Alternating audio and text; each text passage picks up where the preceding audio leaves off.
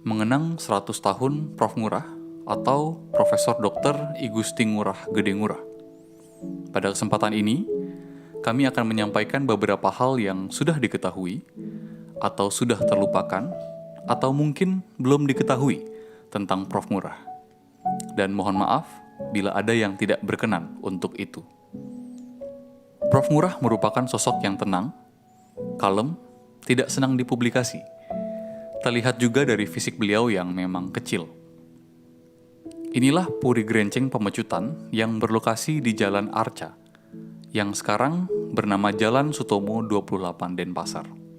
Tempat Prof. Ngurah dilahirkan, 31 Maret 1922, dan juga tempat Prof. Ngurah dibesarkan. Prof. Ngurah berasal dari terah atau keturunan Pemecutan. Keturunan atau generasi ke-15 dari Arya Damar atau nama lain dari Aditya Warman yang paman dari Raja Hayam Wuruk dari Majapahit. Aditya Warman sendiri nantinya akan menjadi raja di raja di Sumatera di bawah kepemimpinan Raja Majapahit. Dr. Ngurah nantinya Prof. Ngurah yang di rumah asalnya sendiri disapa Turah atau Ratu Ngurah atau Gung Ngurah atau Gung Ngurah Dokter. Sejak kecil hidup di lingkungan seni dan budaya di Puri Grenceng, seperti seni sastra, seni ukir, seni patung, seni bangunan undagi, dan kerajinan tangan. Sehingga Prof. Ngurah juga menguasainya, khususnya seni ukir dan seni lukis. Setiap malam, Prof. Ngurah juga sering mendengar neneknya yang buta merupakan saudara dari kakeknya, yang bercerita menjelang tidur tentang agama, kesantunan, filsafat hidup orang lain, kepahlawanan seperti Ramayana, Mahabharata, Puputan Badung yang kesemuanya menjiwai kehidupan Ngurah kecil. Neneknya juga sering menembang pupuh ginade dalam bahasa Bali, di mana bila diartikan beberapa dalam bahasa Indonesia seperti berikut. Jangan merasa diri pandai, biarpun atau biarlah orang lain yang menilai. Walaupun sudah pandai, masih banyak yang perlu dipelajari. Jadi setelah menjadi dokter dan bekerja di Denpasar, bagi Dr. Ngurah, hidup itu kewajiban untuk bekerja dan bermanfaat bagi kehidupan orang lain tanpa pamrih. Menang tanpa harus merendahkan diri atau merugikan diri. Ini terlihat dari sikap apa yang dikerjakan atau jabatan-jabatan yang pernah dipegang, ataupun karya-karya yang dihasilkan Dr. Ngurah atau Prof. Ngurah. Banyak yang tidak mengetahui. Pertama, pada tahun 1956, beliau diminta oleh Kepala Dinas Kesehatan kala itu untuk merintis kembali, membangun rumah sakit Sangla yang mangkrak karena ada pemilu 1955. Dr. Ngurah bekerja dan menyiapkan semuanya walaupun saat itu belum tahu lokasinya, dananya, tanahnya, apalagi bangunannya. Rumah sakit meskipun kecil sudah mulai bisa beroperasi tahun 1957 dan diresmikan oleh Bung Karno tahun 1959. Meskipun untuk itu, Dr. Ngurah tidak pernah disebut-sebut dalam sejarah pembangunan Rumah Sakit Sanglah. Yang kedua, sejak tahun 1956, Dr. Ngurah juga mulai merintis dan mengembangkan bagian kebidanan dan kandungan di Rumah Sakit Sanglah yang merupakan pemindahan dari Rumah Sakit Wangaya dan sejak tahun 1959 dilanjutkan oleh dokter kebidanan dan kandungan Dr. Kristen Wower. Meskipun untuk itu, Dr. Ngurah juga sama sekali tidak pernah disebut-sebut dalam sejarah obstetri ginekologi Rumah Sakit Sanglah. Dan secara bersamaan, Dr. Ngurah saat itu juga membuka sekolah kebidanan di Rumah Sakit Sanglah yang juga merupakan pemindahan dari Rumah Sakit Wangaya. Yang ketiga, saat memulai pendirian FK Unut dan sekaligus Unut sebagai Ketua Panitia Persiapan FK Unut dan juga sebagai Wakil Ketua Badan Perguruan Tinggi Daerah Bali untuk pendirian Universitas Udayana. Karena Dr. Ngurah lah satu-satunya yang saat itu dianggap mempunyai pengalaman di bidang pendidikan, kesehatan, dan kedokteran. Saat itu, mulai dari mencari lokasi, tanahnya, merancang bangunannya, menyiapkan kurikulum, dan mencari tenaga pengajar, dosen-dosen, para klinik, preklinik, sampai ke klinik. Dr. Ngurah menolak menjadi dekan 1 tahun 1962 karena FK saat itu belum siap untuk mulai dijalankan dan dipersilakan untuk dokter yang lain yang bersedia menjadi dekan. Namun, Dr. Ngurah tetap melanjutkan pekerjaannya, menyiapkan semua, dan 1964 tidak bisa menolak lagi untuk menjadi dekan yang berikutnya. Yang keempat, saat terpilih sebagai rektor UNUD, Prof. Ngurah tidak bisa menolak jabatan rektor karena terpilih dengan suara terbanyak. Padahal, Prof. Ngurah sendiri memberikan suaranya pada calon rektor yang lain. Yang kelima, mungkin tidak banyak yang mengetahui bahwa Ida Bagus Dewangkara, Ketua Legiun Veteran RI Bali, pernah mengusulkan Prof. Ngurah menjadi calon gubernur Bali saat itu, namun Prof. Ngurah langsung mengundurkan diri. Begitu mengetahui, Prof. Ida Bagus Mantra yang saat itu sebagai Atase Kebudayaan Indonesia di Bangkok, Thailand, yang juga bersedia dicalonkan menjadi gubernur Bali. Ini kediaman Prof. Ngurah di Jalan Jenderal Sudirman 14 Denpasar yang dibangun tahun 1960, yang tadinya hanya sebuah rumah dengan sawah di sekitarnya. Patung Prof. Ngurah ini patung yang dibuat setelah beliau berpulang.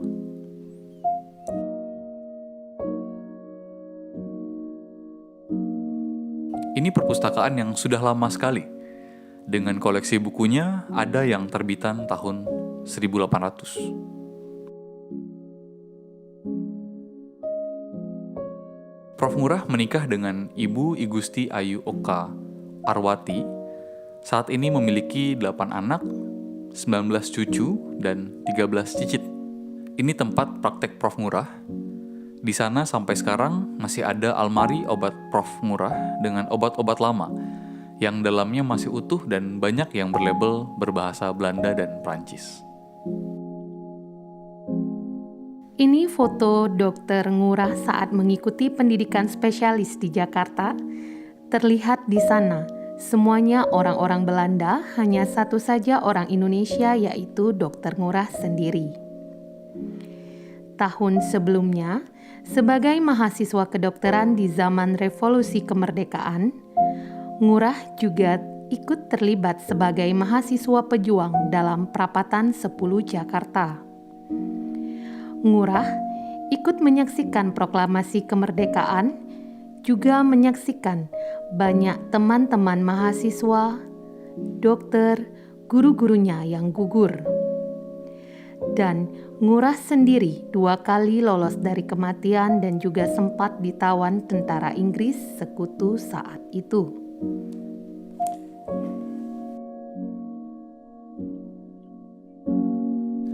Tempat pertama kali Dr. Ngurah bekerja di Denpasar sebagai dokter wilayah Badung dan Distrik Marga Dinas Kesehatan Bali, Provinsi Sunda Kecil yang saat ini di Jalan Menuh nomor 3 Denpasar sekarang, tahun 1952 sampai 1999. Inilah Rumah Sakit Wangaya Denpasar.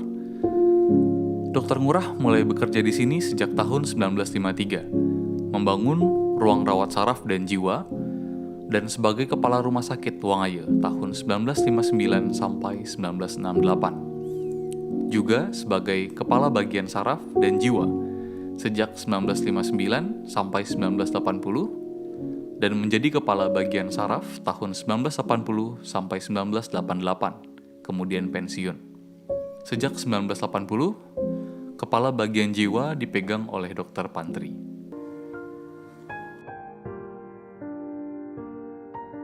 Ada dua pengalaman yang berkesan dari Dr. Ngurah di Rumah Sakit Wangaya. Yang pertama, autotransfusi. Zaman dahulu, itu sulit sekali mencari donor darah untuk persiapan operasi atau seksio cesaria, sehingga Dr. Ngurah sendiri sudah terbiasa bila perlu menggunakan darah pasien itu sendiri, sehingga disebut autotransfusi. Darah pasien ditampung saat operasi, disaring lalu ditransfusikan kembali intraoperatif dan ternyata semuanya berjalan dengan baik. Yang kedua, infus memakai air kelapa. Pernah ada kejadian outbreak wabah kolera, muntaber, sehingga Rumah Sakit Wangaya yang merupakan rumah sakit rujukan untuk muntaber kehabisan stok cairan infus. Dr. Ngurah kemudian menggunakan air kelapa yang diinfuskan sebagai pilihan darurat sebagai pengganti cairan infus yang habis. Ternyata banyak pasien yang tertolong. Tentang sterilitas tentu semua orang tahu bahwa Dr. Ngurah dalam kesehariannya sangat memperhatikan sterilitas. Ini semua meniru pengalaman dokter-dokter militer Amerika saat Perang Pasifik melawan Jepang kala Perang Dunia Kedua.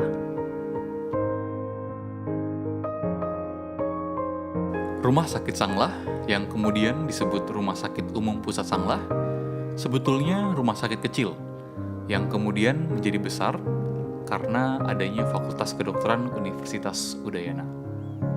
Rumah Sakit Sanglah yang sebelumnya bernama Rumah Sakit Provinsi Sunda Kecil Nusa Tenggara, yang kemudian menjadi Rumah Sakit Provinsi Bali, itu berasal mula sebagai rumah sakit yang kecil, mulai beroperasi sejak tahun 1957 dengan kepala rumah sakit Dr. Soekarjo. Lalu dijabat Dr. Ngurah selama setahun, tahun 59 sampai 60. Sejak tahun 1961 dilanjutkan oleh Dr. Jelantik yang saat itu juga sebagai Kepala Dinas Kesehatan mulai tahun 1958. Pada awalnya, Rumah Sakit Sanglah hanya melayani pasien kebidanan dan kandungan tahun 1957 dan mulai 1958 mulai juga melayani pasien bedah, dan kemudian sejak itu dengan berdiri Fakultas Kedokteran mulai tahun 1962, Rumah Sakit Sanglah menjadi besar. Dr. Soekarjo memilih Dr. Ngurah merintis kembali pendirian Rumah Sakit Sanglah karena kedekatannya sebagai adik sepupu dari Ide Cokorde Pemecutan 10 yang saat itu juga sebagai Bupati Badung, sehingga kesulitan penyediaan lahan tanah bisa diselesaikan juga masalah pembangunan dibantu Bapak Made Suku sebagai pemborong CV Garuda yang ikhlas membangun meskipun dananya belum ada. Istilah Pak Suku meyase atau mempunyai yase. Juga masalah rancang bangun, gambar, dan lokasi tanah dibantu oleh Bapak Ketut Mandre dari PU Seksi Badung dan Pak Raden Agung dari PU Provinsi. Ini foto dari Ida Cokorda Pemecutan 10 yang meletakkan batu pertama mulai pembangunan Rumah Sakit Sanglah tahun 1956. Beliau terlihat berdiri paling kiri. Bung Karno menyaksikan pembangunan Rumah Sakit Sanglah di mana Pak Suku menjelaskan kesemuanya. Ini foto kelulusan siswa bidan RSUP Sanglah tahun 1962. Terlihat yang duduk nomor 2 dari kiri Dr. Ngurah, kemudian nomor 3 Dr. Jelantik, yang nomor 4 Ibu Dahlan, guru bidan, dan nomor 5 Dr. Ida Bagus Rai. Tahun 2007, ada usulan untuk perubahan nama RSUP Sanglah Denpasar, di mana nama Prof. Ngurah salah satu yang diusulkan dari 7 nama. Namun kemudian terjadi heboh, setuju tidak setuju, dan notabene mereka yang ribut itu semua murid-murid Prof. Ngurah sendiri, atau staf dosen yang diangkat saat kepemimpinan Prof. Ngurah di Universitas Udayana. Akhirnya, pada tahun 2008, DPRD Provinsi Bali dan Gubernur Bali merekomendasikan satu nama, yaitu Profesor Dr. I Gusti Ngurah Gede Ngurah menggantikan nama RSUP Sanglah.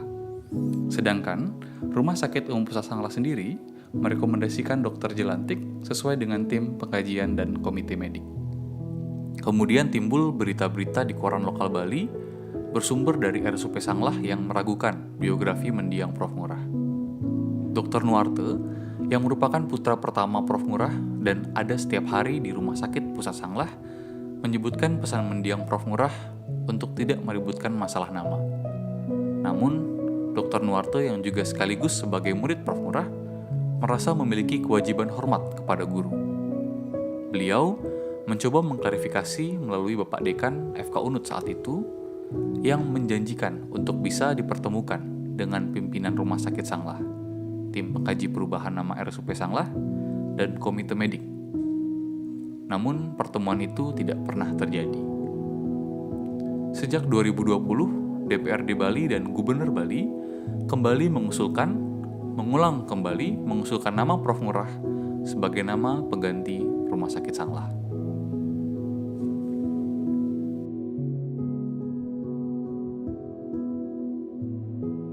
Universitas Udayana di Kampus Sudirman, gedung Fakultas Kedokteran di Kampus Sudirman ini gedung yang baru. Sebelumnya, di gedung ini berdiri Laboratorium Selatan gedung FK yang lama. Yang utara itu gedung Lab Utara, sedangkan gedung Pasca Sarjana sekarang dahulunya kantor pusat Rektor Unut, dan di belakangnya auditorium. Lab Selatan merupakan gedung sejarah cikal bakal mulainya Fakultas Kedokteran di rumahnya sendiri yang masih menumpang di Rumah Sakit Sanglah, yang mulai digunakan sejak tahun 1964 karena sebelumnya di Rumah Sakit Sanglah. Tata usaha FK Unut di Rumah Sakit Sanglah sebelum pindah ke Lab Selatan sempat juga di Hotel Arta. Sejak mulai menjadi ketua panitia persiapan FK Unut tahun 1962, awalnya Dr. Ngurah bekerja sendiri, mencari, menentukan lahan, memilih 2 lokasi yang harus dipilih, apakah Penatih atau di Sanglah yang kampus Sudirman sekarang. Kemudian diputuskan di Sanglah. Ini sangat dibantu oleh Bapak Ketut Mandre dari PU Seksi Badung, juga menyiapkan kurikulum awal dan merancang bangunan. Banyak berkonsultasi dengan guru-guru dan kawan-kawan Dr. Ngurah banyak dari Jakarta dan Surabaya. Seperti misalnya Profesor Sujono Junaid Pusponogoro, Profesor Slamet Imam Santoso, Profesor Suyunus, Profesor Kwari Secadibrata yang saat itu Dekan FK Unair, dan lain-lain, serta saat itu rancangan menyerupai gedung FK Unair Surabaya. Kurikulum dahulu memang berbeda dengan sekarang, demikian juga pengadaan tenaga pengajarnya, awalnya melalui hubungan informal pertemanan.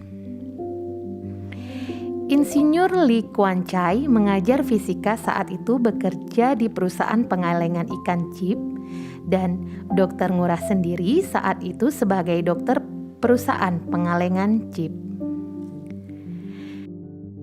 Dr. Andus Ida Bagus Adnyana Manuaba dan Dr. Andus Sudarminto yang diajak beliau melalui orang tuanya Ida Bagus Putra Manuaba yang guru Dr. Ngurah dan istrinya saat di HIS Denpasar, dan juga melalui gurunya Dr. Andus Adnyana Manuaba yaitu Prof. Sutarman, Kepala Bagian Faal FKUI saat itu.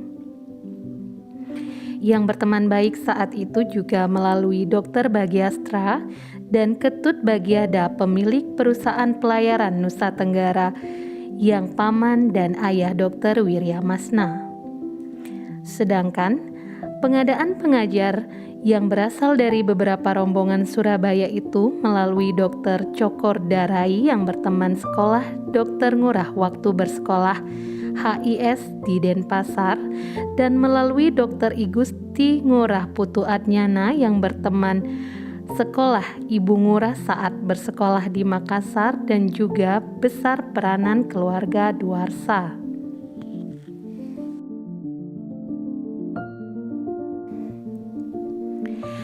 Rombongan pertama Surabaya misalnya Dr. Tan Leong Tek atau lebih dikenal dengan Dr. Elia Sukardi, Dr. Ide Bagus Narendra, Insinyur Ardika, Bapak Situ Meang MSI, Dr. Arya, dan lain-lain.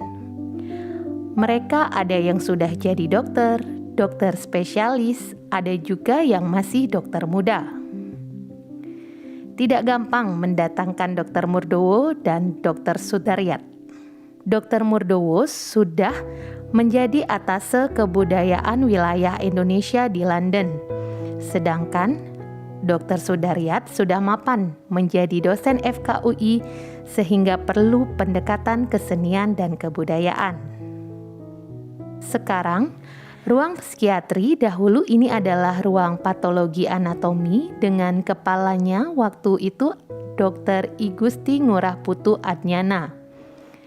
Kantor anestesis sekarang dahulu adalah ruang kuliah tingkat 4 dan tingkat 5. Dua lantai yang dipergunakan juga sebagai ruang mikrobiologi, saat ini ruang metadon, dan parasitologi dengan kepalanya saat itu Profesor Cokorderai.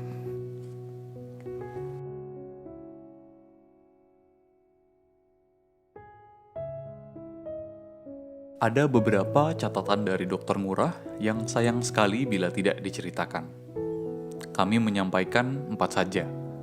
Antara lain, pertama peristiwa G30S 1965. Saat peristiwa 1965, banyak istri atau keluarga dosen atau pegawai FK Unut yang kehilangan suami, istri, atau keluarga, di mana mereka datang ke rumah Dr. Ngurah menangis minta tolong. Dr. Ngurah meskipun tidak mau terlibat politik, namun sebagai dekan berkali-kali datang menemui Panglima Kodam Udayana yang kebetulan bertetangga saat itu. Mohon supaya mereka itu, bila mereka bersalah, jangan dieksekusi mati tanpa diadili. Mereka sekarang sudah bebas, semua, dan anak-anak keturunan mereka sudah menjadi dokter spesialis, bahkan ada staf pengajar FK Unut. Kedua, peristiwa perusakan Auditorium Unut tahun 1969. Saat kepemimpinan Rektor Prof. Ngurah saat itu masih zaman kebebasan mahasiswa. Mahasiswa-mahasiswa FK bertemperamen kasar dan sangar, seperti misalnya Mikhail Nusa Taniwangi, Paulus Z. Gomez, Adi Putra, selalu mencari kesalahan dan kritisi rektor yang puncaknya merusak gedung auditorium malam hari yang paginya akan dipergunakan Dies Natalis Unut dengan mengundang Menteri P dan K. Prof. Ngurah menanggapi peristiwa itu dengan kebapakan, dan pada akhirnya Mikhail yang datang sendiri menangis minta maaf dan mencium tangan Prof. Ngurah. Dan selanjutnya semua menjadi baik. Mikhail sangat hormat dengan Prof. Ngurah, kemana-mana membawa nama Prof. Ngurah. Saat itu mahasiswa menjadi berani karena ada aktor intelektual di belakangnya. Yang ketiga, peristiwa kelulusan pertama FK Unut tahun 1970. Peristiwa kelulusan pertama tidaklah berjalan mulus. Berdasarkan kemampuan prestasi akademis, sebagai kelulusan yang pertama diperkirakan Ketut Mulyadi. Namun dalam kenyataannya, yang lulus pertama adalah Cooke Tirte Pemayun, yang merupakan mahasiswa pindahan dari Unpad dan Unair. Lulusan kedua, Katarina Endang Lestari, yang juga mahasiswa pindahan FK swasta di Jember. Dan Ketut Mulyadi sendiri merupakan lulusan yang ketiga. Selanjutnya, lulusan keempat Putu Sutisna. Kelima, Elka Suryani. Keenam, Ketut Sukardika.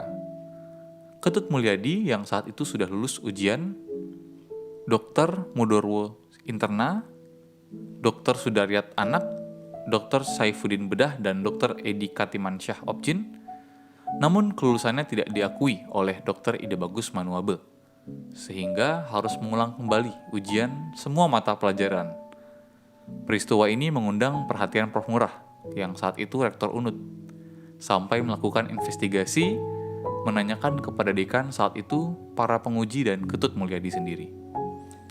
Keempat, peristiwa wajib latih mahasiswa di Dodik Kediri 1972. Prof. Ngurah bersih tegang, berbeda pendapat dengan Panglima Kodam Udayana saat itu, yang sangat marah, minta dihukum sampai pemecatan terhadap mahasiswa yang melarikan diri malam hari dari Kediri, Tabanan, ke kampus UNUD Sudirman saat mengikuti wajib latih mahasiswa. Mereka itu sekarang mahasiswa UNUD angkatan 1972, dan saat ini beberapa dari mereka sudah jadi dokter bahkan profesor. Ada beberapa ucapan atau pesan-pesan Prof. Ngurah yang mungkin menarik dan ada manfaatnya. Bisikan hati dari Prof. Ngurah yang mungkin berasal dari pemikirannya sendiri, dari guru-gurunya, teman-temannya, ataupun dari hasil membaca yang menjadi salah satu hobi beliau.